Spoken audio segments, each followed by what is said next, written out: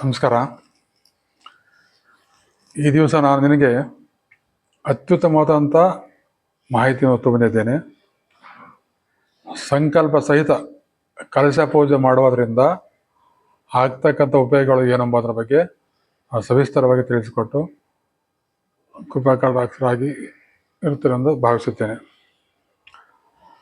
ಸಂಕಲ್ಪ ಸಹಿತ ಕಲಶ ಪೂಜೆ ಮಾಡುವುದರ ಅರ್ಥ ಏನು ಅಂತ ಹೇಳಿದ್ರೆ, ತಮ್ಮ ಕುಲದೇವರ ಅನುಗ್ರಹದ ಮೇರೆಗೆ ಕುಲದೇವರಿಗೆ ಮನೆ ದೇವರಿಗೆ ಸಂಕಲ್ಪ ಮಾಡಿಕೊಂಡು ಯಾವುದೇ ಹರಕೆ ಹೊತ್ತು ಯಾವುದೇ ಕಷ್ಟವನ್ನು ನಿವೇದನೆ ಮಾಡಿಕೊಂಡು ಪೂಜೆ ಮಾಡಿದ್ದಾದಲ್ಲಿ ಕೇವಲ 21 ವಾರದಲ್ಲಿ ತಮ್ಮ ಎಲ್ಲ ಸಂಕಷ್ಟದಿಂದ ಹೊರ ಬರುತ್ತೀರಿ ಎಂದು ನಂಬಬೇಕು. ಹಣಕಾಸಿನ ವ್ಯವಹಾರ ಇರ್ಬೋದು, ಗಂಡ ಹೆಂಡತಿ ಸಮಸ್ಯೆ ಇರ್ಬೋದು, ಆರೋಗ್ಯ ಸಮಸ್ಯೆ ಇರ್ಬೋದು, ಜಮೀನು ವಿಚಾರ ಇರ್ಬೋದು, ಕೋರ್ಟು ಕಚೇರಿ ಇರ್ಬೋದು, ಎಲ್ಲ ಸಮಸ್ಯೆಗಳಿಗೆ ಪರಿಹಾರವಾಗಿ ಮಕ್ಕಳ ವಿದ್ಯಾಭ್ಯಾಸ ಇರ್ಬೋದು, ಇನ್ನಿತರ ಎಲ್ಲ ಸಮಸ್ಯೆಗಳು ಯಾವುದೇ ಸಮಸ್ಯೆ ಇದ್ದರೂ ಕೂಡ ಸಮಸ್ಯೆಯನ್ನು ಹೇಳಿಕೊಂಡು ಮುಖ್ಯವಾಗಿ ಸಂಕಲ್ಪ ಮಾಡಿಕೊಂಡು ತಮ್ಮ ಕುಲದೇವತಾ ಅನುಗ್ರಹದ ಮೇರೆಗೆ ಕುಲದೇವತೆಯರಿಗೆ ಪೂಜೆ ಮಾಡೋದರಿಂದ, ಸಂಕಲ್ಪ ಸಹಿತ ಕಲಶ ಪೂಜೆ ಮಾಡೋದರಿಂದ ನಮ್ಮ ಎಲ್ಲ ಕಷ್ಟಗಳು ನಿವಾರಣೆಯಾಗಿ ಇಷ್ಟಾರ್ಥ ನೆರವೇರುತ್ತವೆ.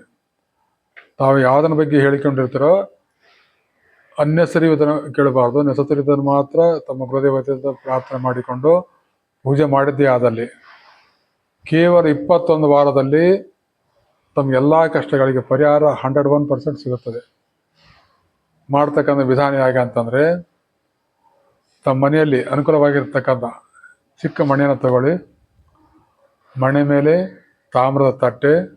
ತಾಮ್ರದ ತಟ್ಟೆಯಲ್ಲಿ ಶುದ್ಧವಾದ ಅಕ್ಕಿ, ತಾವು ತಿಂತಕ್ಕಂಥ ಅಕ್ಕಿ, ತಾಮ್ರದ ಕಲಶದಲ್ಲಿ ಅರಿಶಿಣ, ಕುಂಕುಮ, ಅಕ್ಷತೆ, ಒಂದು ಹೂವು, ₹1 ಕಾಯಿನು, ಒಂದು ದುಂಡುಗಿರ ಅಡಿಕೆ ಕಲಶದಲ್ಲಿ ಹಾಕಿಬಿಟ್ಟು ಚೆನ್ನಾಗಿರ್ತಕ್ಕಂಥ ವೀಳ್ಯದೆಲೆ 5, ಚೆನ್ನಾಗಿರ್ತಕ್ಕಂಥ ಬಲಿತ ತೆಂಗಿನಕಾಯಿ, ಸಿಪ್ಪೆ ಸಮಸ್ಯೆ ಇದ್ರೆ ತುಂಬ ಒಳ್ಳೆಯದು, ಅದು ಅಲಂಕಾರ ಮಾಡಿ ಗಂಧ, ಅರಿಶಿಣ, ಕುಂಕುಮ ಅದರಿಂದ ಅಲಂಕಾರ ಮಾಡಿ 5 ವೀಳ್ಯದ ಮೇಲೆ ಕಾಯಿಯನ್ನು ಪ್ರತಿಷ್ಠಾಪನೆ ಮಾಡಬೇಕು. ನಂತರ ಅದಕ್ಕೆ ಬ್ರೌಸ್ ಪೀಸ್ ಹಾಕಬೇಕು. ಬ್ರೌಸ್ ಪೀಸ್ ಹಾಕಿದ ನಂತರ ಅದ್ರ ಪಕ್ಕ ಗೆಜ್ಜೆ ವಸ್ತ್ರ ಕೂಡ ಇಟ್ಟಿರಬೇಕು. ಗೆಜ್ಜೆ ವಸ್ತ್ರ ಮುಂದಿನ ವಾರಕ್ಕೆ ಪ್ರಯೋಜನ ಆಗುತ್ತದೆ. ಬ್ರೌಸ್ ಪೀಸ್ ಹಾಕಿಬಿಟ್ಟು 2 ದೀಪ, ಒಂದು ಎಣ್ಣೆ ದೀಪ, ಒಂದು ತುಪ್ಪದ ದೀಪ, ದೇವರ ಬಲಗಡೆ ಎಣ್ಣೆ ದೀಪನ ಪ್ರತಿಷ್ಠಾಪನೆ ಮಾಡಿ, ದೇವರ ಎಡಗಡೆ ಎಣ್ಣೆ ದೀಪ, ಬಲಗಡೆ ತುಪ್ಪ ದೀಪ ಇಟ್ಟು ಪ್ರಾರ್ಥನೆಗೆ ಪೂರಕವಾಗಿ ನೈವೇದ್ಯಕ್ಕಾಗಿ ಮೊದಲೇ ರೆಡಿ ಮಾಡಿಕೊಂಡಿರ್ಬೇಕು. ಡ್ರೈ ಫ್ರೂಟ್ಸ್ ಆಗ್ಬೋದು, ಹಣ್ಣುಗಳಾಗ್ಬೋದು, ಸಾಧ್ಯವಾದರೆ ತಾವ ಕೈಯಲ್ಲಿ ಮಾಡತಕ್ಕಂಥ ಸ್ವೀಟು ಪಂಚಪಕ್ವಾನಗಳು ಯಾವುದಿದ್ರೂ ಪರವಾಗಿಲ್ಲ. ಇಲ್ಲದಿದ್ರೆ ಬೆಲ್ಲ, ಸಕ್ಕರೆ ನೈವೇದ್ಯಕ್ಕಾಗಿ ರೆಡಿ ಮಾಡಿಕೊಂಡಿರಬೇಕು. ಸಂಕಲ್ಪ ಮಾಡ್ತಕ್ಕಂಥ ಉದ್ದೇಶ ಅಂದರೆ, ತಾವು ಯಾವುದ್ರ ಬಗ್ಗೆ ಸಂಕಷ್ಟದಿಂದ ಹೊರಗೆ ಬರ್ಬೇಕಂದ್ರೆ ಸಮಸ್ಯೆ ಏನಿದೆಯೋ ಅದನ್ನು ಮಾತ್ರ ಪ್ರತ್ಯೇಕವಾಗಿ ಹೇಳಿಕೊಂಡು ಸಂಕಲ್ಪ ಕೈಯಲ್ಲಿ ಹೂವು ತಗೊಳ್ಳಿ, ಅಕ್ಷತೆ ಒಂದು ಹೂವು, ಎಡಲೋಟದಲ್ಲಿ ನೀರು ತಗೊಳ್ಳಿ, ಸಂಕಲ್ಪ ಮಾಡಿಕೊಳ್ಳಿ. ನಿಮ್ಮ ರಾಶಿ, ನಿಮ್ಮ ಗೋತ್ರ, ರಾಶಿ, ನಕ್ಷತ್ರ ಯಾವ ಉದ್ದೇಶಕ್ಕೋಸ್ಕರ ಪೂಜೆ ಮಾಡ್ತಾರೆ ಅದನ್ನು ಹೇಳ್ಕೊಂಬಿಟ್ಟು ಸಂಕಲ್ಪ ಮಾಡ್ಕೊಂಬಿಟ್ಟು ನಂತರ ಎಡಗಡೆಯಲ್ಲಿ ಇರ್ತಕ್ಕಂಥ ನೀರನ್ನು ಬಲಗಡೆ ತಟ್ಟೆಗೆ ಹಾಕಿಬಿಟ್ಟು ಸಂಕಲ್ಪ ಮಾಡ್ಕೊಂಡ ನಂತರ ಹೂವು ಅಕ್ಷತೆನ ಬೇರೆ ತಟ್ಟೆಯಲ್ಲಿ ಬಿಟ್ಬಿಡಿ. ಸಂಕಲ್ಪ ಆಯಿತು. ದೀಪ ಅಂಟಿಸಿರ್ತಾರೆ, ಗಡ್ಡೆ ಆಗಿರ್ತಾರೆ, ಸಂಕಲ್ಪ ಆಯಿತು. ಸಂಕಲ್ಪ ಆದ ನಂತರ ನೈವೇದ್ಯಕ್ಕಾಗಿ ಏನು ಮಾಡ್ತಕ್ಕಂಥದ್ದು ಅದನ್ನು ತಪ್ಪದೇ ನೈವೇದ್ಯ ಮಾಡಿ, ತಮ್ಗೆ ಯಾವ್ದು ಅನುಕೂಲ ಇದೆಯೋ ಅದು ಸಾಧ್ಯವಾದರೆ ಅಡುಗೆ ಮಾಡಿ ಇಡ್ಬೋದು, ಅಥವಾ ಸ್ವೀಟ್ ಮಾಡಿರ್ಬೋದು, ಡ್ರೈ ಫ್ರೂಟ್ಸ್ ಇಡ್ಬೋದು, ಸಕ್ಕರೆ, ಬೆಲ್ಲ ಯಾವುದಾದ್ರೂ ಒಂದು ನೈವೇದ್ಯ ಮಾಡಲೇಬೇಕು. ದೇವತೆನ ಅವ್ವಾರ ಮಾಡಿದ್ಮೇಲೆ ಹಂಗೆ ಕಳಿಸೋಂಗಿಲ್ಲ. ನೈವೇದ್ಯ ಮಾಡಿಬಿಟ್ಟು ನಂತರ ವಿಸರ್ಜನೆ ಮಾಡೋದಿರುತ್ತೆ. ತಮ್ಮ ಮನೆ ಇಚ್ಛೆ ಪ್ರಕಾರ ಯಾವುದು ಉದ್ದೇಶವಾಗಿದೆಯೋ ಆ ಉದ್ದೇಶ ಮಾತ್ರ ಮುಖ್ಯವಾಗಿ ಹೇಳಿಕೊಂಡು ಎಲ್ಲ ಸಮಸ್ಯೆಗಳನ್ನು ಸಂಕ್ಷಿಪ್ತವಾಗಿ ಹೇಳಿಕೊಂಡು ಕೊನೆಗೆ ಅಕ್ಷತೆ ಕಾಳಾಗಿ ನೀರಾಗಿ ಬರೋದು ಸಂಕಲ್ಪ. ಸಂಕಲ್ಪದ ಅರ್ಥ ಏನು? ತಾವು ಮಾಡಿಕೊಂಡಂಥ ಸಂಕಲ್ಪ ತಮ್ಮ ಮನೆ ದೇವರಿಗೆ ಇಷ್ಟಾರ್ಥವಾಗಿ ತಾವು ಮಾಡ್ತಕ್ಕಂಥ 21 ದಿನಗಳ ಕಾಲ ಸೇವೆ, ಪೂಜೆ, ಶ್ರದ್ಧಾಭಕ್ತಿಯೇ ಮುಖ್ಯ, ಸ್ವಚ್ಛತೆ ಮುಖ್ಯ. ಮಾಡ್ಕೊಂಡಿದ್ದೇ ಆದಲ್ಲಿ ನಮ್ಮೆಲ್ಲ ಕಷ್ಟದಿಂದ ಹೊರಗೆ ಬರ್ತಕ್ಕಂಥದ್ದು ಕೇವಲ 21 ದಿವಸಗಳಲ್ಲಿ ಮಾತ್ರ.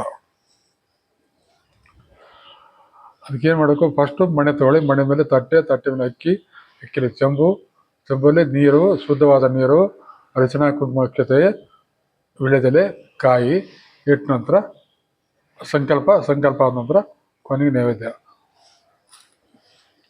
ಮಾಡಿಕೊಂಡ ನಂತರ ಪಕ್ಕದಲ್ಲಿ ಚಿಕ್ಕ ತಟ್ಟೆ, ಆ ತಟ್ಟೆಯಲ್ಲಿ ಗೋಮತಿ ಚಕ್ರ, ಕಮಲಾಕ್ಷಿ ಬೀಜ, ಬಿಳಿ ಗುಲ್ಗಂಜಿ, ಕೆಂಪು ಗುಲ್ಗಂಜಿ, ಲವಂಚ ಬೇರು, ಬಿಳಿ ಶುಭ್ರ ಕವಡೆ, ಶುಭ ಕವಡೆ, ಹಳದಿ ಬಣ್ಣದ ಕವಡೆ ಬರ್ತದೆ, ಎಲ್ಲವರು ತಟ್ಟೆಯಲ್ಲಿ ಇಟ್ಟುಕೊಂಡಿರ್ಬೇಕು.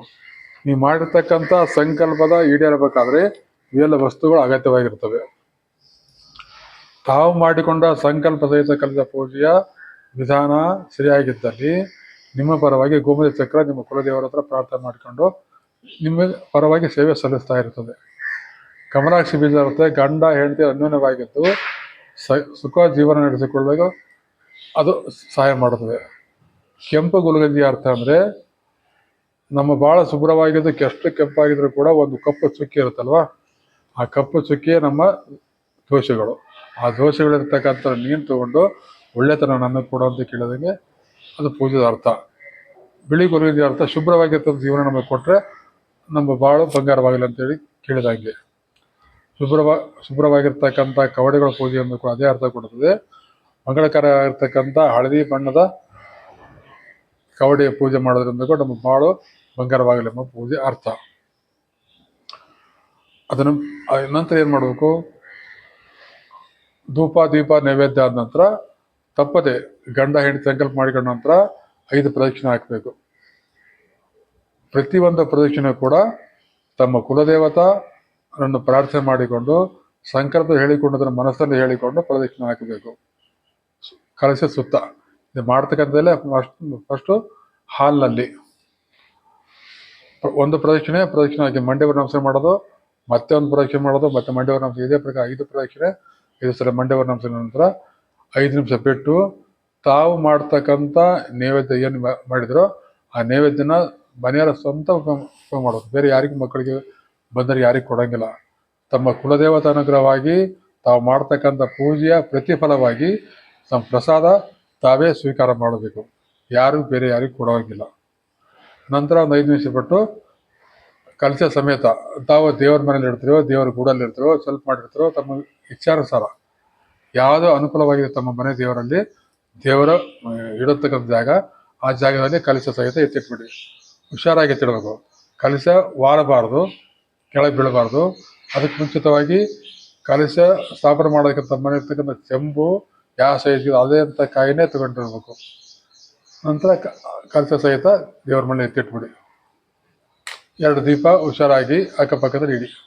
ದೀಪ ಕಂಟಿನ್ಯೂ ಆಗಿ ಉರಿಬೇಕಂತಿಲ್ಲ, ಪೂಜೆ ಆಗೋವರೆಗಿಂತ ಸ್ವಲ್ಪ ಹತ್ತಿದ್ರೆ ಸಾಕು. ಎಣ್ಣೆ ದೀಪ, ತುಪ್ಪ ದೀಪ ಕಂಪಲ್ಸರಿಯಾಗಿ ಅದು ಉರಿತಕ್ಕಂಥದ್ದು ಜವಾಬ್ದಾರಿ ನಿಮ್ಮದು. ಕಂಟಿನ್ಯೂ ಉರಿಬೇಕಂತನಿಲ್ಲ, ಪೂಜೆ ಆಗೋವರೆಗಿದ್ರೆ ಸಾಕು. ಇದ್ರ ಪಕ್ಕದಲ್ಲಿ ಇರ್ತಂಥ ತಟ್ಟೆಗಳು ಇರ್ತಾವಲ್ಲ, ಕಮಲಾಕ್ಷಿ ಬೀಜ, ಗೋಮತಿ ಚಕ್ರ, ಬಿಳಿ ಗುಲ್ಗಂಜಿ, ಕೆಂಪು ಗುಲ್ಗಂಜಿ, ಲವಂಚ ಬೇರು, ಶುಭ್ರ ಕವಡೆ, ಶುಭ ಕವಡೆ ಇವೆಲ್ಲವೂ ತಟ್ಟೆ ಇರ್ತಾವೆ. ಆ ತಟ್ಟೆ ಸಮೇತ ದೇವರ ಮುಂದೆ ಇಟ್ಟುಬಿಡಿ. ಇಲ್ಲಿಗೆ ಒಂದು ವಾರದ ಪೂಜೆ ಮುಗಿದೋಯ್ತು.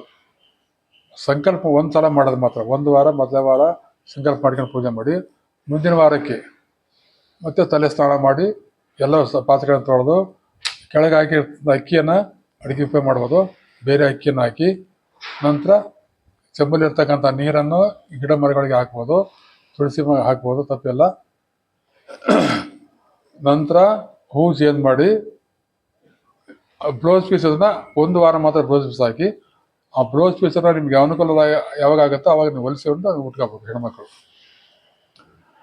2ನೇ ವಾರಕ್ಕೆ ಬ್ಲೌಸ್ ಪೀಸನ್ನು ಬದಲಾಗಿ ಗೆಜ್ಜೆ ವಸ್ತ್ರನ ಹಾಕಿ ಸ್ನಾನ, ನಮ್ಮ ಅದು ಬಟ್ಟೆ ಹೆಂಗೆ ಆಗ್ತದೆ ಅದೇ ಪ್ರಕಾರ ಸ್ನಾನಗಳನ್ನು ದೇವರ ಆದ ನಂತರ ಗೆಜ್ಜೆ ವಸ್ತ್ರ ಸಮರ್ಪಣೆ ಮಾಡಲೇಬೇಕು.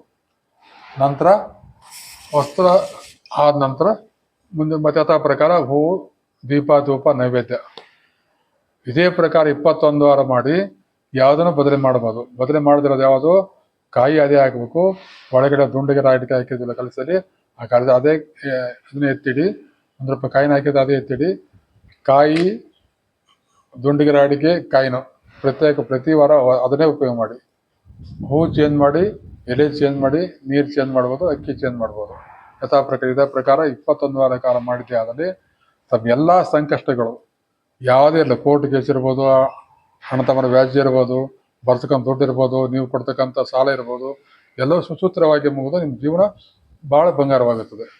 ಇದು ನಂಬಿಕೆಯಿಂದ ಮಾಡ್ತಕ್ಕಂಥ ವಿಚಾರ. ಏನೋ ಹೇಳಿದ್ರು ನಾವು ಮಾಡಬೇಕಂತ ಅನ್ನೋದಲ್ಲ. ಶ್ರದ್ಧಾ ಭಕ್ತಿಯಿಂದ ಈ ಮಾಡಿದ್ರೆ ಸಮಸ್ಯೆಯಿಂದ ಹೊರಗೆ ಬರ್ತೀವಿ ಅಂತ ಯಾವಾಗ ಅನ್ಕೋತೀರೋ ಖಂಡಿತವಾಗಿ 100ಕ್ಕೆ 101% ನೀವು ಅದರಿಂದ ಸಮಸ್ಯೆಯಿಂದ ಹೊರಗೆ ಬರ್ತೀರ. ಇದು ಮಾಡಿಕೊಂಡು ಚೆನ್ನಾಗಿ ಇರ್ತಕ್ಕಂಥ ಜೀವನ ಅನುಭವಿಸ್ಬೇಕಂತ ಕೇಳಿಕೊಳ್ತೇನೆ. ನನ್ನ ಚಾನಲ್ಗೆ ಹೊಸದಾಗಿ ಬಂದಿದ್ದರೆ ತಪ್ಪದೇ ಸಬ್ಸ್ಕ್ರೈಬ್ ಮಾಡಿಕೊಳ್ಳಿ. ವಿಡಿಯೋ ಲೈಕ್ ಆದರೆ ಲೈಕ್ ಮಾಡಿ. ಈ ವಿಡಿಯೋನ ಬೇರೆಯವ್ರಿಗೆ ಕೂಡ ಶೇರ್ ಮಾಡ್ಬೋದು, ಅವ್ರಿಗೆ ಕೂಡ ಉಪಯೋಗ ಆಗುತ್ತೆ. ಏನಾದ್ರು ಸಮಸ್ಯೆ ಇದ್ದರೆ, ಏನಾದ್ರು ಕೇಳಬೇಕು ಅನಿಸಿದ್ರೆ ಕಮೆಂಟ್ ಬಾಕ್ಸಲ್ಲಿ ಬರೆದ್ಬಿಟ್ಟು ಕೇಳಿ. ನಮಸ್ಕಾರ.